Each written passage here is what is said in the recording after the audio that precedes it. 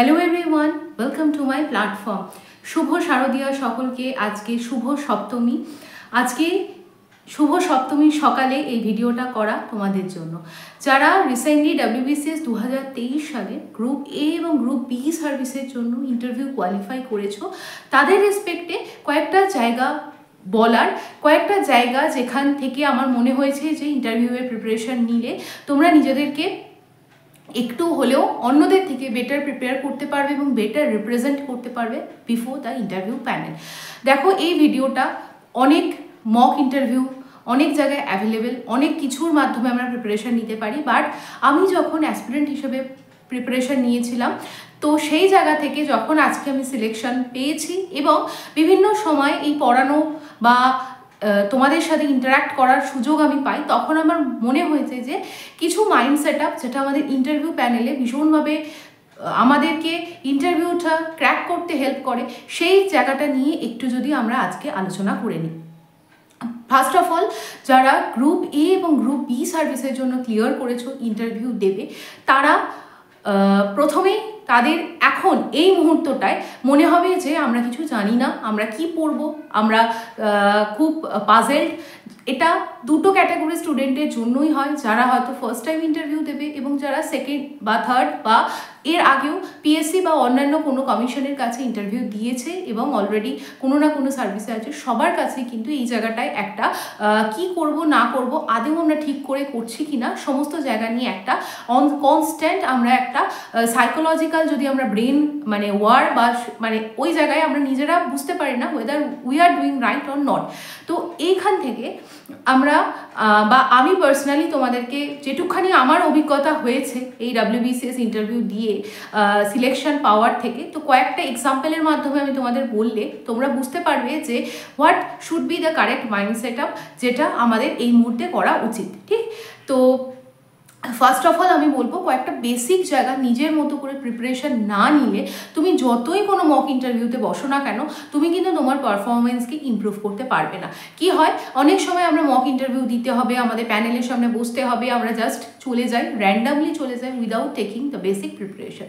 তো বাট আমি যখন এই ফেজটার মধ্যে দিয়ে যাচ্ছিলাম, আমারও মনে হয়েছিল যে কোনটার কি উত্তর দেব, what is the correct answer, বা আমি কিভাবে নিজেকে উত্তর দিলে সেটা ইন্টারভিউ বোর্ডে আমি নিজেকে মানে ইন্টারভিউ প্যানেলিস্টদের সামনে কনভিন্স করতে পারবো। সো দ্য ফার্স্ট স্টেপ আমার মনে হয় অ্যাটলিস্ট এখন থেকে যারা যদি এই ভিডিওটা দেখো 7 থেকে 10 দিন কোনো রকম মক ইন্টারভিউতে বসো না, র্যাদার নিজেকে একবার অ্যাসেস করার চেষ্টা করো যে তোমার কি কি ব্যাকগ্রাউন্ড আছে, তুমি তুমি কীভাবে এই পরীক্ষাটাকে পারসিভ করেছিলে, কেন তুমি এই দীর্ঘ রাস্তাটা হেঁটেছিলে, এবং তোমাকে নিজের কাছে কিন্তু খুব অনেস্ট থাকতে হবে। দেখো, আমরা এক্সটার্নাল ওয়ার্ল্ডকে বিভিন্নভাবে লজিক দিয়ে কনভিন্স করাতে পারি, বাট আমরা আমাদের যে ইনার ওয়ার্ল্ড অর্থাৎ আমাদের মনকে কনভিন্স করানোটা সব থেকে বড় মানে একটা নেসেসিটি। তো সেই জায়গায় দাঁড়িয়ে একটা নতুন খাতা কেনো, যেটা অ্যাটলিস্ট আমি তোমাকে আজকে এই জায়গাটায় এই ভিডিওটা করার উদ্দেশ্য from the point of the aspirant. আমি যেভাবে পড়েছিলাম, দেখো আমি যখন WBCS ইন্টারভিউ দিয়েছিলাম, WBCSটা নিয়েই কিন্তু আমি সোললি প্রিপারেশন নিয়েছিলাম, এবং যখন যেদিন আমি ইন্টারভিউয়ের জন্য কল পেয়েছিলাম সেই জায়গায় কিন্তু আমার যতটা না আনন্দ হয়েছিল তার থেকে বেশি আতঙ্ক হয়েছিল যে আমি এভাবে কিভাবে হ্যান্ডেল করব ফার্স্ট ইন্টারভিউ, একটা সিভিল সার্ভিসের মতো ইন্টারভিউকে আমরা কিভাবে দেব। বাট তারপর কিছুক্ষণ মানে কিছু দিন জায়গাটাকে রিসার্চ করার পর যখন আলটিমেটলি আমি পরীক্ষা বা ইন্টারভিউ দিয়েছিলাম, তখনও আমি জানতাম না যে ওয়েদার আমি ঠিক করেছি কি ভুল করেছি। বাট এখন যখন এই পুরো সিচুয়েশানটা থেকে আমি বেরিয়ে এসেছি বা অনেক দিন হয়ে গেছে, নাও আই রিয়েলাইজ কি আমি যে খাতাগুলো বানিয়েছিলাম, যে নোটসগুলো পড়িয়েছিলাম, যে নিজের ওপর সেলফ রিসার্চ করেছিলাম, এটা কিন্তু নিজেকে জানতে, নিজেকে বুস্ট করতে আমাকে প্রচণ্ডভাবে হেল্প করেছিল। সো একটা নতুন ফ্রেশ কপি কেনো, সেই কপিতে কয়েকটা জায়গাকে নিজের মতো করে রেডি করো। দেখো, সেলফ ইন্ট্রোডাকশান অনেকে দেখা যায় অ্যাটলিস্ট মানে যারা উইদাউট প্রিপারেশনে বা র্যান্ডাম প্রিপারেশনে চলে যাবে, তারা কিন্তু ফাম্বল করার জায়গায় চলে আসে, বা আমরা আমাদের মাথায় যেগুলোকে ভাবছি সেগুলোকে পয়েন্ট ওয়াইজ সেলফ ইন্ট্রোডাকশনে বলতে পারি না। তুমি ইন্টারভিউ বোর্ডকে চ্যানেলাইজ করতে পারো তোমার সেলফ ইন্ট্রোডাকশনের মাধ্যমে। সো প্রত্যেকজন যারা গ্রুপ এ এবং গ্রুপ বি সার্ভিসের মতো এতটা পড়াশোনা করে তোমরা এটাকে ক্লিয়ার করেছো, দীর্ঘ প্রতীক্ষার পর ক্লিয়ার করেছো, so be very specific about your self introduction. Next thing, তোমার একাডেমিক ব্যাকগ্রাউন্ড কি, তুমি কি অপশনাল নিয়েছো, সেই সম্বন্ধে তোমাকে কিন্তু ভালো করে একটা জায়গা মানে দেখতে হবে। এটা কিন্তু তুমি শুধুমাত্র একটা অফলাইন বা অনলাইন কোনো একটা র্যান্ডাম মকের মাধ্যমে তুমি অ্যাসেস করতে পারবে না। র্যাদার তোমার এটা কোন জায়গায় হেল্প করবে, এটা কিন্তু সেলফ ইন্ট্রোস্পেকশনে হেল্প করবে। তোমরা অনেক সময় দেখবে, তোমরা আমার সাথে একমত হতে পারো, WBCS এক্সিকিউটিভ সার্ভিস, ডিএসপির মতো পদে এরকম অনেক অ্যাসপিরেন্ট যারা সফল বা অফিসার আছেন, ইভেন ইউপিএসসির ইন্টারভিউ দেখবে অনেকে কিন্তু মানে প্রেফার করে মক ইন্টারভিউ দেওয়ার থেকে নিজের যে সেলফ ইন্ট্রোস্পেকশন সেটার উপর বেশি ফোকাস করা। সো আমি ওই জায়গাটাই বলবো যে যারা ধরো নর্থ বেঙ্গলে আছো, সাউথ বেঙ্গলে মেনলি কলকাতার জায়গায় আসতে পারছো না বা properly mock interview physical mock interview দিতে পারছো না, তো সেই জায়গায় দুশ্চিন্তার খুব বেশি জায়গা নেই। কারণ তুমি নিজের ওপর জাস্ট চ্যানেলাইজ করতে থাকো যে দেখো তোমার সেলফ ইন্ট্রোডাকশন কী হবে, দেন সেলফ ইন্ট্রোডাকশনে তুমি তোমার অপশনাল মেনশন করবে কি করবে না, তুমি তোমার হবি মেনশন করবে কি করবে না। যদি তুমি তোমার হবি মেনশন করো তাহলে তুমি হবি সম্বন্ধে পড়াশোনা করে যাও। লাইক আমি প্রিপারেশন নিয়েছিলাম আমার হবির রেসপেক্টে, দেখো স্ট্রিট ডগস যারা থাকে তাদেরকে টেক কেয়ার করা আমার হবি। এরকম কোনো ইউনিক যদি হবি থাকে তাহলে তোমাকে কিন্তু সেই সাবজেক্ট সম্বন্ধে, যেমন আমি স্ট্রিট ডগ সম্বন্ধে প্রায় 10 থেকে 15 পাতাতে কিন্তু নোটস বানিয়ে নিয়েছিলাম। এর আগে মানে র্যান্ডামলি আমি ধরো কোনো একটা, আমি এক্সাম্পল দিয়ে বোঝানোর চেষ্টা করছি, আমি স্ট্রিট ডগকে ফিট করাতেই পারি, বাট স্ট্রিট ডগসের কী কী টাইপ হয়, কী ধরনের ভ্যাকসিনেশন হয়, স্ট্রিট ডগ নিয়ে সুপ্রিম কোর্টের কী কী ভার্ডিক্ট আছে, সমস্ত কিন্তু ইন জেনারেল অ্যাজ এ হবি হিসাবে যখন আমরা পারসিউ করি, জাস্ট আমরা ওটা ক্যাজুয়ালি করি, but from the point of view ইন্টারভিউয়ারদের মাইন্ডে কী কী থাকতে পারে, কী কী কোয়েশ্চেন করা হতে পারে, সেটাকে কিন্তু অ্যাসেস করা ভালো। এবং এটার জন্য তোমাকে ঠান্ডা মাথায় পরীক্ষার আগে, ইন্টারভিউর আগে বসতে হবে। বাড়িতে যখন ইন্টারভিউর প্রিপারেশনটা নিতে হবে, র্যান্ডাম প্রিপারেশন, যেমন আমরা প্রিলিমস পরীক্ষা দিই তার আগে আমরা একটা দীর্ঘ প্রস্তুতি নিই, আমরা যখন মেন্স প্রিপারেশন নিই তার আগে আমরা একটা প্রস্তুতি নিই। So interview also a paper, 200 মার্কসের তোমাকে একটা পেপার সলভ করতে হবে। তাই সিমিলারলি যেরকম আমরা উইদাউট টেকিং দ্য প্রিপারেশন আমরা মক টেস্টে বসতে আমরা এমসিকিউ পেপার বা ডেসক্রিপটিভ পেপারে কোনো মার্কস পাবো না বা আমাদের পারফরমেন্স ভালো হবে না, সিমিলার ওয়েতে আমরা যদি কোনো উইদাউট কোনো টেকিং দ্য প্রিভিয়াস প্রিপারেশন আমরা কোনো মক ইন্টারভিউতে বসে যাই, আমরা সেখান থেকে কোনো রকম আমাদের নাম্বারের কোনো আইডিয়া পাবো না যে কত মার্কস আমরা এখান থেকে পেলাম। সো এরপরে দেখো তোমার যে ব্যাকগ্রাউন্ড, তুমি কোথা থেকে বড় হয়েছো, তোমার জেলা কি, তোমার জায়গা কি, তুমি কতটা সেই জায়গা সম্বন্ধে জানো। আমি আজও যদি এই ভিডিওতে বলি সাব ডিভিশনাল অফিসের বাংলা কি, বিডিও অফিসের বাংলা কি, এইভাবেও কিন্তু র্যান্ডাম কোয়েশ্চেন জানতে হওয়া মানে চাওয়া হতে পারে।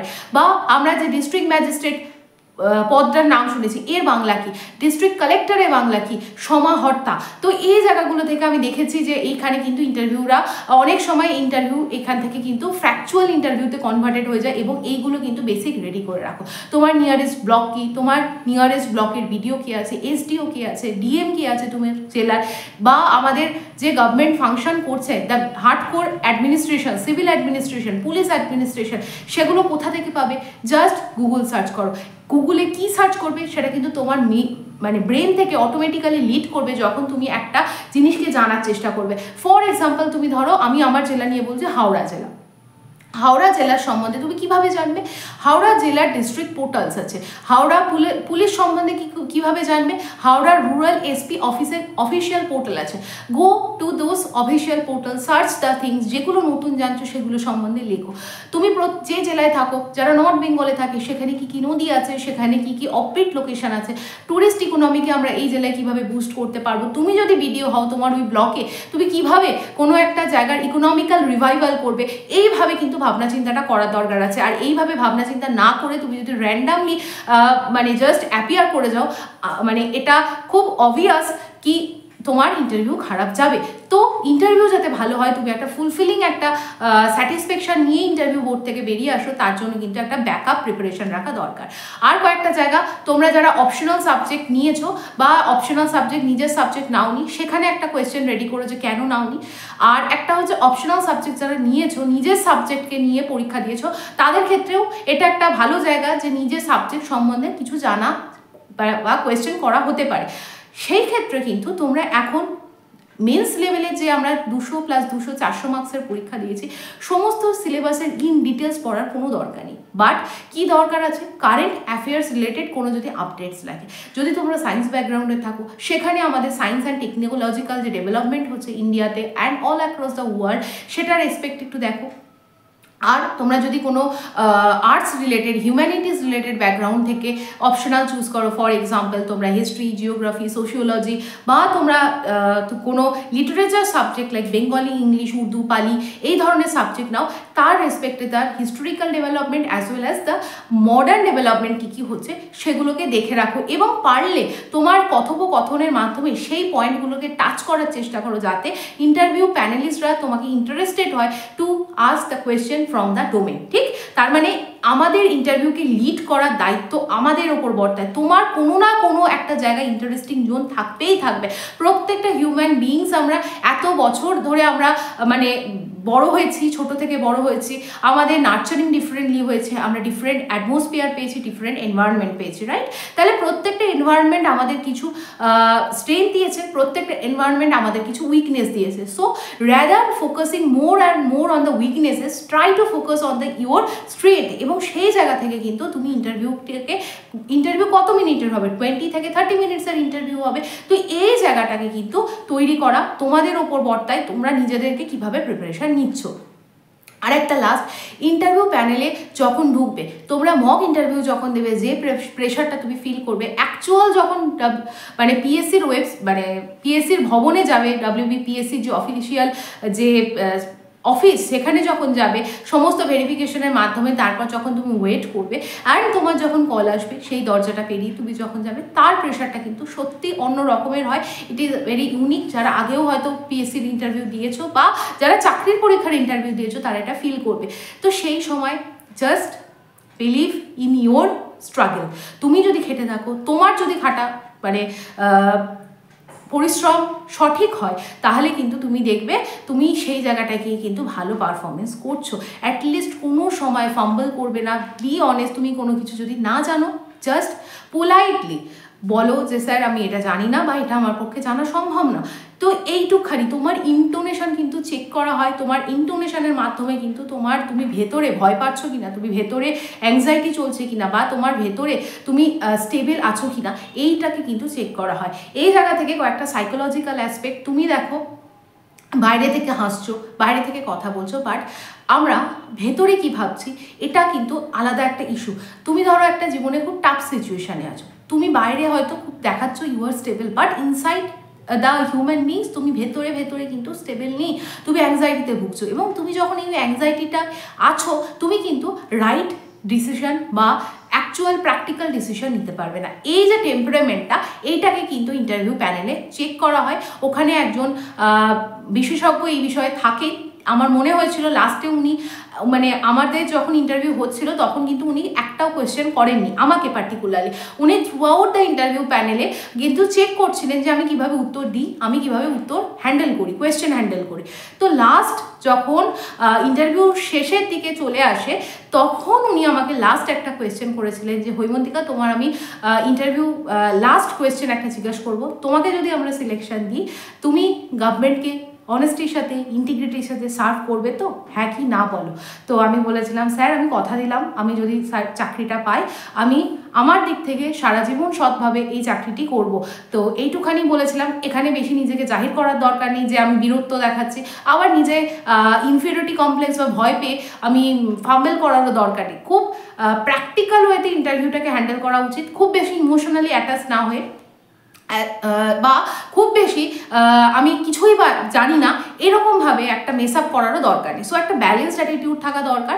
এবং আমি এখন মনে হয় যে ইন্টারভিউটা আমার রেসপেক্টে খুব ভালো গেছিলো। আমি একটা খুব কোয়ার্ডিয়াল এনভায়রনমেন্ট পেয়েছিলাম। পিএসসি চেয়ারম্যান ম্যাডাম ছিলেন আমাদের প্যানেলে, তখন তিনি কিন্তু মানে যিনি ইন্টারভিউকে লিড করেছিলেন, তিনি লাস্টে আমাকে অনেকগুলো ওয়ান লাইনার কোয়েশ্চেন জিজ্ঞেস করেছিলেন, এবং সেই ওয়ান লাইনার কোয়েশ্চেনের আমি বেশ কিছু কোয়েশ্চেনের কিন্তু অ্যান্সার দিতে পারিনি। বাট আমার পরে মনে হচ্ছিল বেরিয়ে এসে, যা এই তো এই উত্তরটা আমার মনে ছিল, এটা তো বললে ভালো হতো। বাট ওই মুহূর্তে সব কিছু সবসময় তোমার মনে পড়বে না। ইভেন আমি একটা মক ইন্টারভিউ দিয়েছিলাম, সেই মক ইন্টারভিউতে আমাকে আর্টিকেল 368 নিয়ে কোয়েশ্চেন করা হয়েছিল, এবং ওই মুহূর্তে আমি আর্টিকেল 368 কি সেটাই আর মনে পড়ছে না।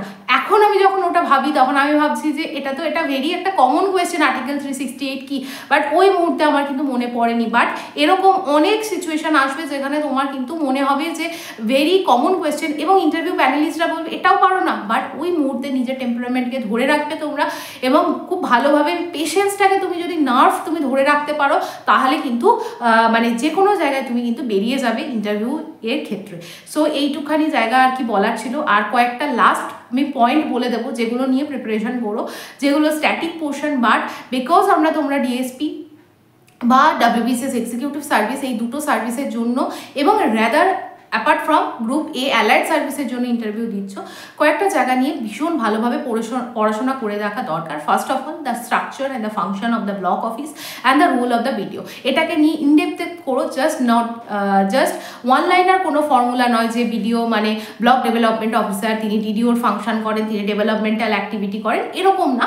বিডিও অ্যাকচুয়ালি গ্রাসলেট লেভেলে কী করে সেইটা সম্বন্ধে পারলে নিয়ারেস্ট কোনো বিডিও মানে যারা অফিসার আছেন তোমাদের নিয়ারেস্ট কোনো ব্লকে একবার গিয়ে কথা বলে নিতে পারো, তাহলে আমার মনে হয় ওনার পার্সপেক্টিভে জেনে নিলে ব্যাপারটা তোমাদের সুবিধা হবে। তোমরা যদি পার্টিকুলারলি আমার সাথেও কথা বলতে পারো বা আমার সঙ্গে গাইডেন্স নিতে চাও, অ্যাটলিস্ট আমার সাথে ফোনে কথা বলতে চাও, তাহলে আমাকে মেল করে জানিও, ডেফিনেটলি আমি তোমাদেরকে হেল্প করার চেষ্টা করব ইন মাই পার্সোনাল ক্যাপাসিটি। ঠিক, আর একটা জায়গা যেটা হচ্ছে তোমার ইন্টারভিউয়ের রেসপেক্টে যেটা তৈরি করতে হবে সেটা হচ্ছে পঞ্চায়েতি রাজ সিস্টেম। যেহেতু আমরা গ্রাসরুট লেভেলে ব্লক ডেভেলপমেন্ট অফিসার হিসেবে বা entire civil administration is through out related with the implementation of the socio economic developmental scheme at the grassroot level. That is Y আমাদের কিন্তু পঞ্চায়েতি রাজ সিস্টেমটাকে পড়তে হবে, তার কি 3 tyre system. I am not talking about reading the M. Lakshmikant book because ওখানে আমাদের যেটা আছে সেটা আমাদের MCQ এর রেসপেক্টে ইম্পর্টেন্ট, বাট অ্যাকচুয়ালি গ্রাম সভা কীভাবে ফাংশন করে, গ্রাম সংসদ কীভাবে ফাংশন করে, কর্মাধ্যক্ষ কী, পূর্ত কর্মাধ্যক্ষ কী, বা আমরা যদি দেখি প্রধানের কাজ কী, সভাপতিকে সভাধিপতিকে এর প্রপার যে তাদের ফাংশন কী, এইগুলো নিয়ে বা স্থায়ী সমিতি কী আছে, উপসমিতিগুলো কী আছে, পঞ্চায়েত লেভেলে যে 5টা উপসমিতি আছে, ব্লক লেভেলে যে তখন তোমরা যখন বিডিও হিসাবে ফাংশন করবে আমাদের 10টা স্থায়ী সমিতির সাথে কাজ করতে হয়। কোন কোন স্থায়ী সমিতি আছে, অর্থ স্থায়ী সমিতি আছে, পূর্ত দপ্তর আছে, তো এই সমিতি সম্বন্ধে একটুখানি জেনে রাখা দরকার। আর তোমরা কেন তোমার সার্ভিস প্রেফারেন্স রাখছো, কি তোমার ক্রাইটেরিয়া আছে, তুমি এক্সিকিউটিভ সার্ভিস রাখছো না রেভিনিউ সার্ভিস রাখছো, নাকি লেবার সার্ভিস রাখছো, নাকি পুলিশ সার্ভিস রাখছো ইন ইউর ফার্স্ট অপশন, সেই সম্বন্ধে তোমাদের কিন্তু জানা দরকার। আর তোমরা যে পাস্ট সার্ভিস করেছো বা তোমার পাস্ট ব্যাকগ্রাউন্ড কি আছে সেই রেসপেক্টে যদি একটা ডিসেন্ট প্রিপারেশন করে নাও, তাহলে আমার মনে হয় তোমাদের ইন্টারভিউটা খুব ভালো যাবে। বিকজ তোমরা সবাই একটা ইকুয়াল জায়গার মধ্যে দিয়ে এসছো, ইকুয়ালি পড়াশোনা করেছো, তবেই আজকে মেন্সের লেভেলটা ক্লিয়ার করেছো। হয়তো কেউ 5 নম্বর বেশি, হয়তো কেউ 5 নম্বর কম, but the number is just a number. আর একটা জায়গা, এই সময় প্রচুর লোক প্রচুর ওপিনিয়ন দেবে এবং আমরা এই মুহূর্তটায় একটা এমন ফ্র্যাজাইল কন্ডিশনে থাকি যে আমরা লোকেরা কি বললো এইটা নিয়ে খুব বদার্ড হয়ে পড়ি, ওয়ারিড হয়ে পড়ি। সাপোজ তুমি কাউকে একটা বললে, ভালো মনে বললে যে আমি মেন্স পাস করেছি, সে তোমাকে অনেকগুলো নেগেটিভ সাইড তোমাকে দেখিয়ে দিল, আচ্ছা এরকম ইন্টারভিউ তো পারাই যায় না, ইন্টারভিউ হলে তুমি যে চাকরি পাবে সে তো খুবই টাফে, তোমার পলিটিক্যাল প্রেশার আছে, এটা ওটা, মানে সমস্ত কিছু তোমার ওপর নেগেটিভ জিনিসটাকে দিয়ে দিল। তার ফলে কী হবে, তোমার পারফরমেন্স কিন্তু ল্যাক করে যাবে। সো এই জায়গায় কিন্তু খুব স্পেসিফিক থেকো, খুব কনফাইন্ড থেকো about your thoughts and about your journey. সকলকে কিছু বলার দরকার নেই, বা অ্যাকচুয়ালি তোমার যখন সিলেকশন হবে সকলে সেটা জানতে পারবে। rather seeking the informations and suggestions from the very common people, তুমি স্পেসিফিক থাকো যে তুমি কার সাথে কথা বলছো, কার থেকে সাজেশন নিচ্ছ এবং সেই সাজেশন আদৌ তোমাকে পজিটিভলি এনলাইটেন করছে কিনা। তো মানে আমার জাস্ট এটা বলতে গিয়ে, এবং পার্সোনাল লাইফেও তোমার এটা কিন্তু একটা পার্সোনালিটির পার্ট, যে তুমি পাবলিক ওপিনিয়ন বা সাধারণ মানুষ যে কে কি বললো সেটাকে নিয়ে কতটা বদার্ড হচ্ছ। তুমি সব কিছু শোনো, সব কিছু লোকে কি বলছে সেটাকে পেশেন্টলি শোনো, কামলি শোনো, বাট সব কিছুকে নিজের ওপর ইমপ্লিমেন্ট করতে যেও না, তাতে কিন্তু নিজের যে ইনারনেস, নিজের যে ইউনিকনেস সেটা কিন্তু ডিস্ট্রয় হয়ে যায়। আর মানে এটা বলতে গিয়ে আমি খুব বিলিভ করি, লোকে যদি মানে লোকে কি বলবে এটা যদি আমরা সবসময় ভাবতে থাকি তাহলে আমরা কোনো কাজ করতে পারবো না। আর লোকে কি ভাববে সেটা লোকেই ভাবুক, মানে সেটা ভাবার দায়িত্ব আমাদের নয়। ঠিক, তো একটুখানি কেয়ারফ্রি অ্যাটিটিউড রাখাটাও দরকার। আদারওয়াইজ কিন্তু আমরা কি হয়, এটা আমাদের মেন্টাল স্টেটকে খুব বেশি ডিস্টার্ব করে। আমরা প্রপারলি আমাদের মানে লোকের সাজেশন নিতে নিতে, লোকের ওপিনিয়ন নিতে নিতে আমরা আমাদের পার্সোনাল ওপিনিয়নকে ভুলে যাই এবং ইগনোর করতে শুরু করি। এই ইন্টারভিউয়ের রেসপেক্টে আমি কেন এই কথাটা বললাম, এটা কিন্তু খুব ছোট, ডিরেক্টলি ইন্টারভিউকে তোমার লিঙ্ক করবে না, ডিরেক্টলি তোমার পার্সোনালিটিকে লিঙ্ক করবে না, but indirectly it is the core thing যে তোমার বিলিফ সিস্টেম কি, how your brain is thinking, তোমার অ্যাটিটিউড কি, তুমি সোসাইটির রেসপেক্টে তোমার কিন্তু সোসাইটিতে পজিটিভ এবং নেগেটিভ দুটোই আছে, সবটা সম্বন্ধে জানা উচিত। সব কিছু মানে খুব ভালো না, আবার সব কিছু খুব মানে খারাপও না, সব কিছু অ্যাবসলিউট না, সব কিছু সম্বন্ধে তোমাকে ওয়াকিবহল থাকতে হবে, বাট রেদার তোমাকে একটা ডিসেন্ট পার্সোনালিটি ডেভেলপ করতে হবে। আশা করি ইন্টারভিউর রেসপেক্টে যেটুকখানি বলার তোমাকে আমরা মানে আমি অন্তত আমার এইটুখানি অভিজ্ঞতা থেকে তোমাদেরকে বলতে মানে কনভে করতে পারলাম what I am trying to say. আশা করি কেমন লাগলো ইন্টারভিউটা তোমরা জানাবে কমেন্ট সেকশনে, বা এই ভিডিওটা কেমন লাগলো। আর ইন্টারভিউ রিলেটেড যদি তোমাদের মনে হয় যে আমার সাথে পার্সোনালি কন্ট্যাক্ট করলে বা পার্সোনালি আমার সাথে কথা বললে তোমাদের ইন্টারভিউটা একটু হলেও ভালো হবে, বা অ্যাটলিস্ট কী কী পড়তে হবে, কীভাবে উত্তর দিতে হবে, এই রেসপেক্টে তুমি আমার সাথে কথা বলতে চাইছো, তাহলে ডেফিনেটলি আমি আমার সময়ের মাঝখান থেকে তোমাদের জন্য এইটুখানি সময় অ্যাক্সেস মানে বার করতেই পারি। তার জন্য জাস্ট আমাকে মেল করো, আমার মেল আইডির লিঙ্ক ডেসক্রিপশন বক্স থেকে এবং ফার্স্ট কমেন্ট সেকশন থেকে তোমরা অ্যাক্সেস করতে পারবে। আর খুব বেশি চাপ নেওয়ার দরকার নেই, কিন্তু আবার খুব চাপ ফ্রি হয়ে যেও এই জায়গাটাকে হ্যান্ডেল করার দরকার নেই। তো ভালো করে পুজো কাটিও, শুভ শারদীয়া সবাইকে। বৃষ্টি আশা করি খুব বেশি হবে না, যাতে আমরা পুজোটা কাটাতেই পারবো না। তো জাস্ট তোমাদের বলে আজকের ভিডিওটা শেষ করলাম। ভালো থেকো, সুস্থ থেকো এবং ভালো করে তোমাদের প্রিপারেশন নাও। Thank you for watching.